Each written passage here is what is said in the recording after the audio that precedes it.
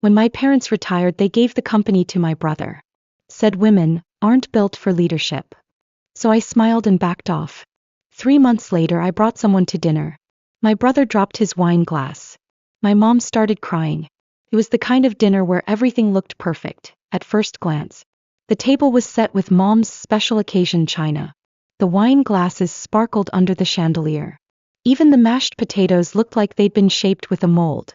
My dad had shaved. My brother wore a blazer. And I showed up with a guest. A man. You'd think I'd brought home a unicorn. The moment we walked in, my mom's eyes lit up like she'd just witnessed divine intervention. "Well, look at you," she said, air kissing both my cheeks and pretending she hadn't spent the last decade reminding me I was married to my work. My dad gave a short nod. "Finally brought someone around, huh?" I smiled. Said nothing. Let the assumptions roll in like fog. Emily, the cousin who always wore pearls and asked why I didn't soften my look, leaned across the table later and whispered, "Is he your boyfriend? He's very clean-cut." I smiled again. Something like that. They all laughed, sipped their wine, and mentally penciled in a wedding date I never agreed to. My brother, Thomas, raised his glass midway through dinner and gave the same speech he always did when he thought the spotlight wasn't bright enough. Something about legacy, sacrifice, carrying on the family name. The company had been in our family for 3 generations, and now it was his turn to lead. He thanked our parents for trusting him. Thanked the guests for believing in him. Thanked God for giving him the strength to take this on. He did not thank me, or even look at me. I poured myself more wine. Next to me, my guest stayed perfectly quiet, polite, observant.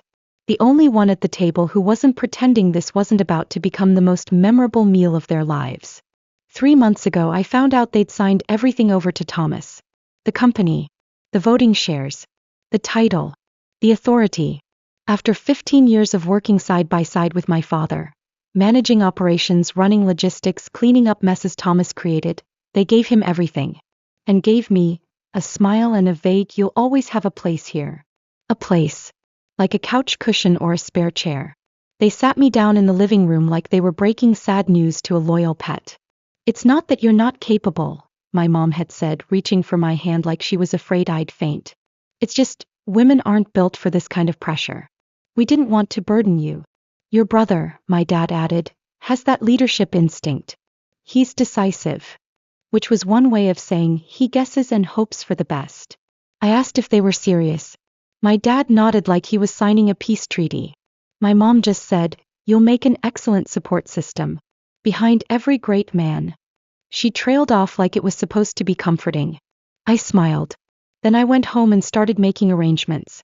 Back at dinner, my mother leaned in and gave me a knowing look. "He's very handsome," she whispered, nodding toward my guest. "Is he in finance? You know, with your brother running things now, it's probably a good time to start thinking about next steps for yourself. You could still have a family." I blinked. "A family?" She beamed.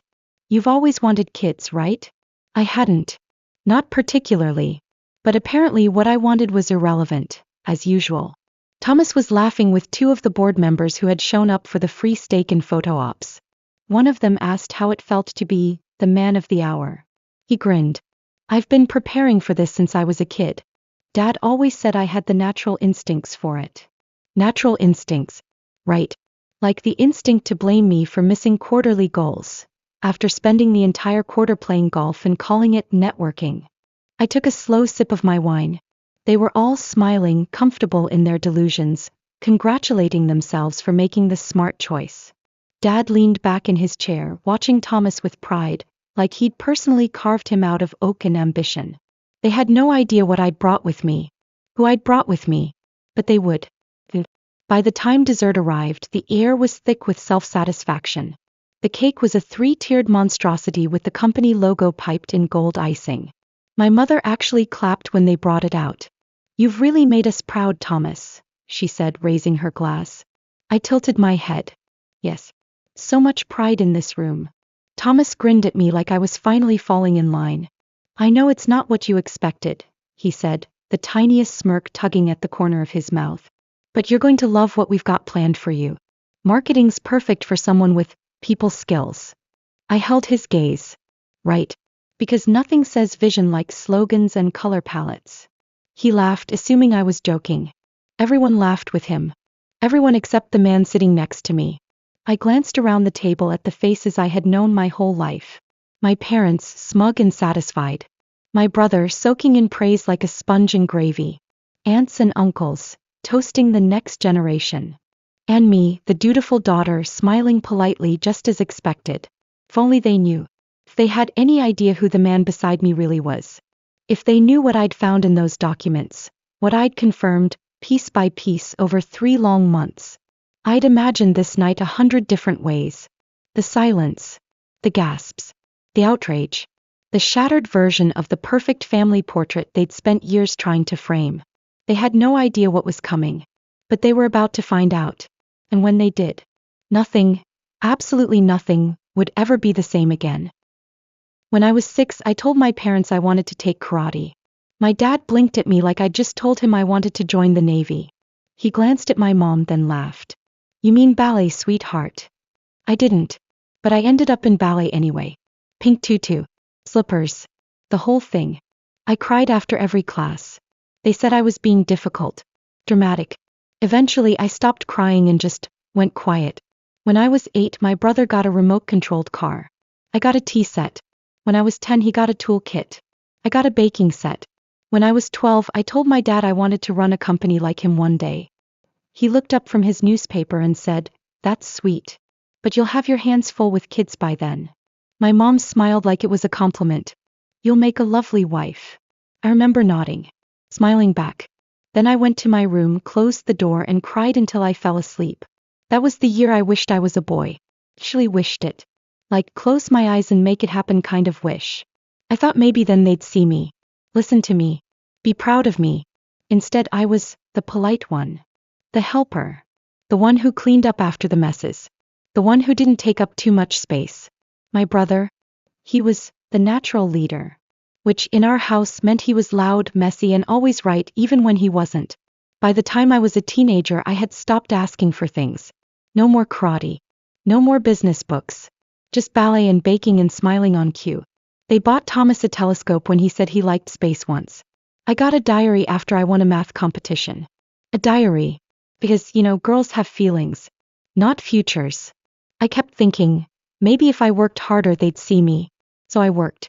I studied. I got top grades. Fixed things quietly when they broke. At 14, I stayed up late organizing my dad's home office because he was stressed. He barely noticed. Thomas got praised for trying after spilling coffee on a spreadsheet. I won a regional debate competition at 15. My mom asked if I'd consider going into teaching. "It's such a nurturing job," she said. Thomas once argued with a waiter about a salad and got called assertive. And still I told myself maybe I just wasn't enough. Maybe if I smiled more. Maybe if I didn't correct them. Maybe if I played my role better they'd finally say, "You're good at this." They never did. Things started to shift around my last year of high school. I had a friend named Qley.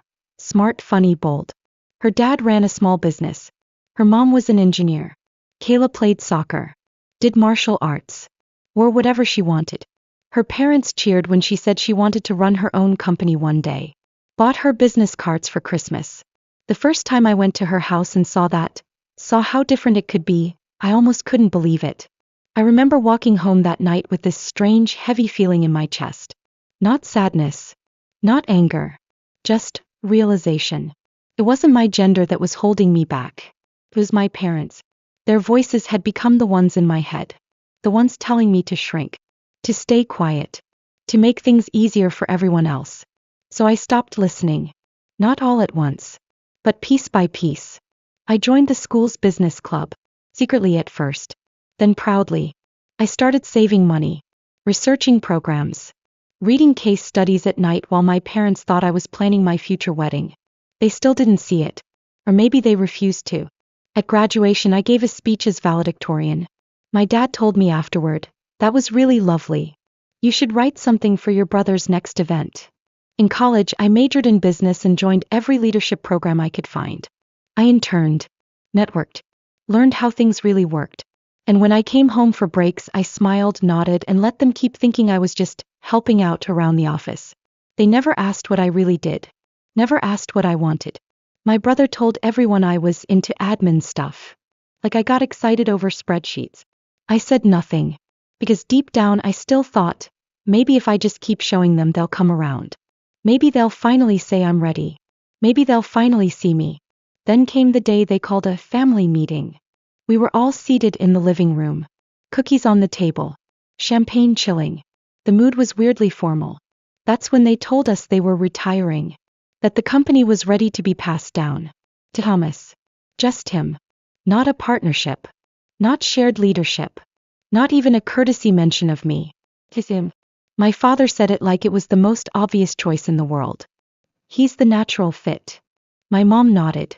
You've always been so good at helping. You'll still be a part of things, sweetheart.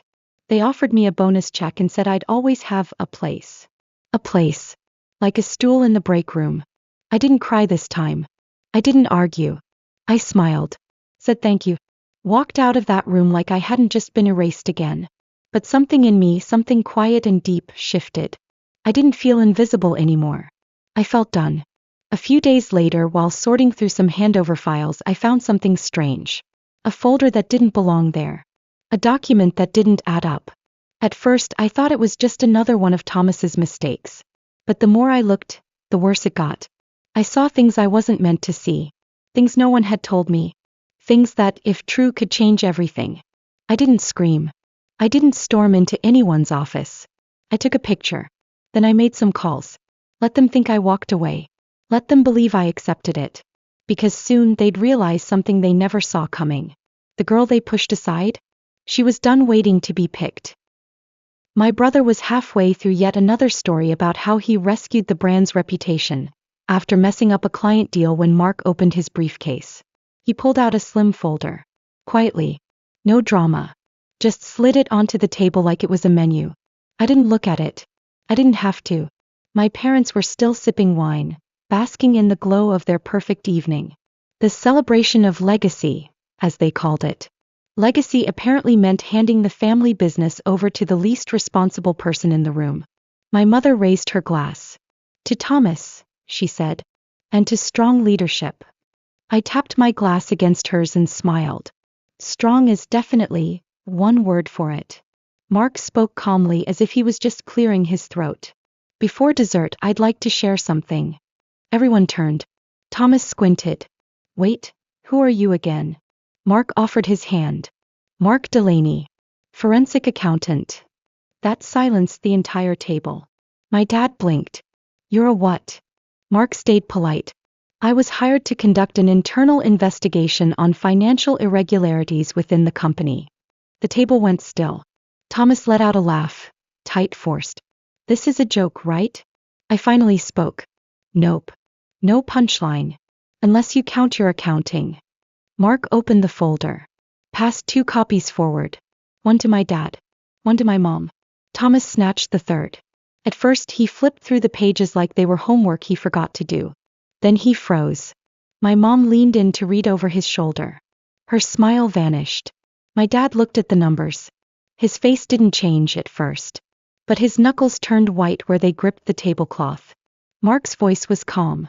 These reports include evidence of unauthorized withdrawals, falsified vendor invoices, and transfers into personal accounts. Some of those funds came directly from the company. Others. He looked at my parents. Came from your retirement fund. My mother gasped. Thomas stood up. I didn't steal anything. My dad's voice was sharp. Sit down. Thomas did. Like a kid who'd just been sent to the principal's office. You said you stopped gambling, my mom said. Her voice cracked. I did. I mean, mostly. I had everything under control. You took our retirement money? My dad asked, his voice low. It wasn't like that. I was gonna fix it. How? I asked. With magic? Or Monopoly money? Thomas turned to me red-faced. You had no right. You brought this guy to dinner? You couldn't have handled this privately. I could have, I said. But I wanted everyone to see what happens when you give power to someone just because he was born with the right plumbing. My dad stood up. You ambushed us. Oh, I'm sorry, I said. Was I supposed to wait for you to call on me? Like I've been doing for the last 20 years. The shouting started. My mom said I'd humiliated the family. My dad said I'd blindsided them on purpose. Thomas tried to act like the victim, said I'd manipulated them, said I only cared about revenge. I cared about the company, I said. About the clients, the employees, the legacy you're so obsessed with. You should have come to us first, my mom said. And what? I asked. Gotten a pat on the head and a slice of cake? You wouldn't have believed me. You never do. They didn't deny it. That hurt more than I expected. By the time dessert was served, no one touched it. Mark excused himself professionally.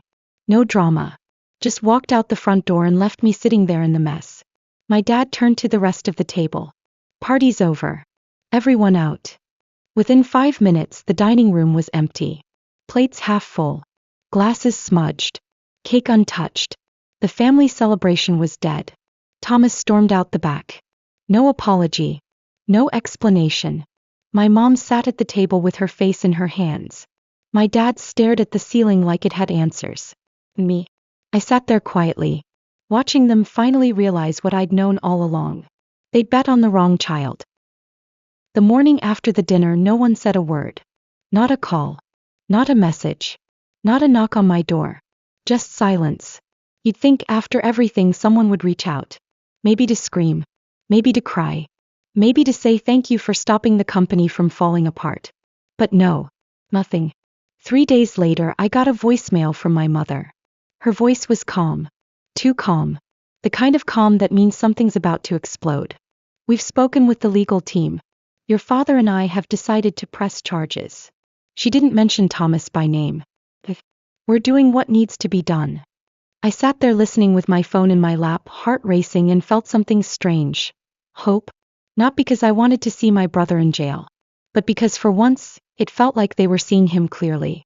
The charges didn't last long. 2 weeks to be exact. Then another voicemail. This one was quieter. Sadder. We've changed our minds. He's still our son. He's agreed to therapy. He's going to get help. No apology.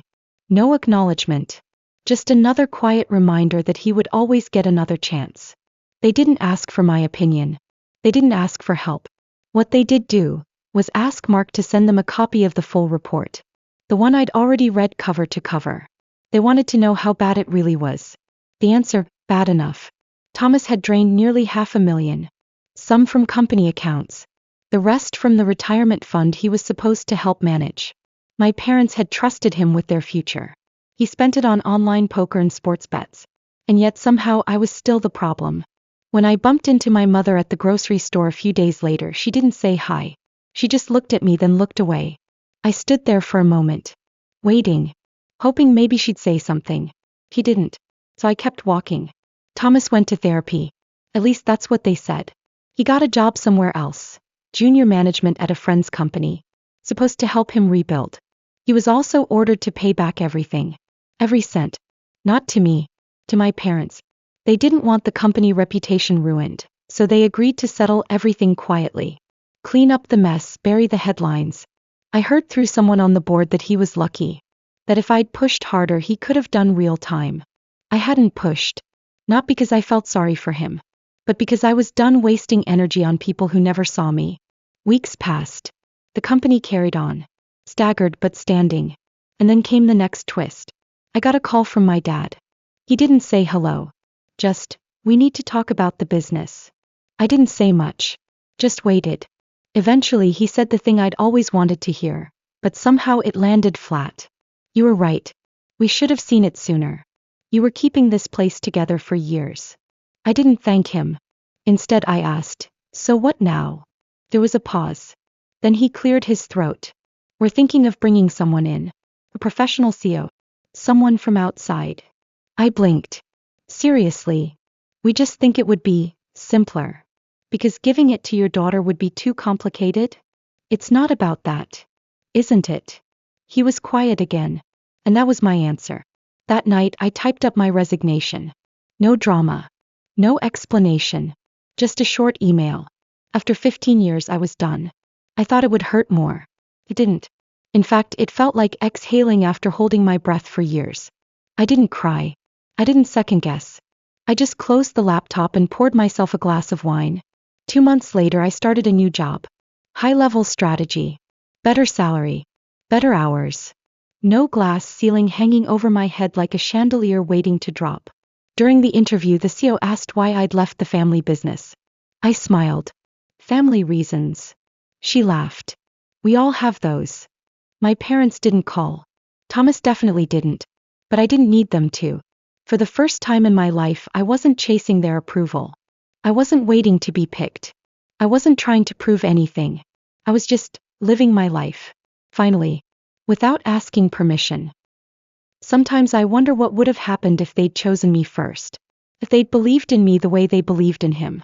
If they'd handed me the keys instead of the crumbs. But then I remember, I don't need their crown. I built my own. They gave him everything and he burned it down. They gave me nothing and I still rose. Not for revenge. Not for praise. Just because I could.